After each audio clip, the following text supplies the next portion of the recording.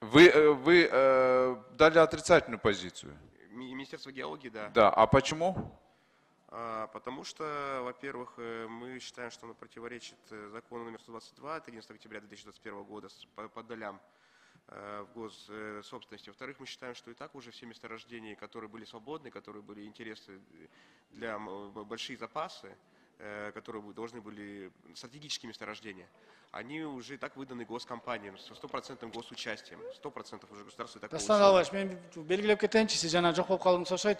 Официалдуу түрдө өкмөттөн Акылбек Усунбек Жапаровдун атынан бул маселе боюнча толук колдоо иретинде позициясы келди. Билесиз, бул коллегиальный орган. Аларда мүмкүн бир министерство макул дейт, экинчиси жок дейт. Бирок чечим Кат пары. Чечим, премьер-министр чечим кабыл алат, ал официалдуу түрдө колдоо иретинде берди. Ал эми бул жигиттин өзүнүн жеке позициясын мен айта албайт экенмин. Ушундайлар үчүн анан бизде мына мамлекетте урдоо болуп атпайбы? Ушундайлар үчүн анан биздин топурак эле калып калып эле алтындын баарын чыгарып кетип атпайбы? Мен эми катуураак айтып койдум, таарынбасын, бирок таң калтырып атам да, келип алып бул жерге ушундай сүйлөгөнү үчүн. Кече комитетте дагы ушундай сүйлөгөн. Болбосо мына жерде өкмөт отуруп айтып атат, колдойбуз деп. Мен кагаз алып атам, колдойбуз деп. Бул келип алып колдобойбуз дейт кайра. Кызык эле бул, вообще бул неге отурат анда бул жерде? Шорун каткан элекемиз да. Өкмөттүн акыбалы бул мына.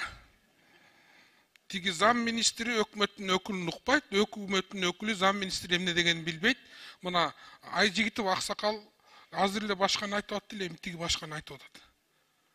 Мына силердин зам министриңер деңгээли. Ап келген балдарыңар мына. Уялбайсыңарбы кичине? Бу качан уялабыз, качан сабак алабыз я? Өлкөнү ушинтип башкарасыңарбы? Вообще уятыңар жок. Мени карап айтпаңызчы, биякты карап айтыңызчы. Мени карап. Рахмат. 4-ші микрофон. Я призываю не наезжать на замминистра. Он совершенно правильную позицию занял и держись этой позиции. Молодец.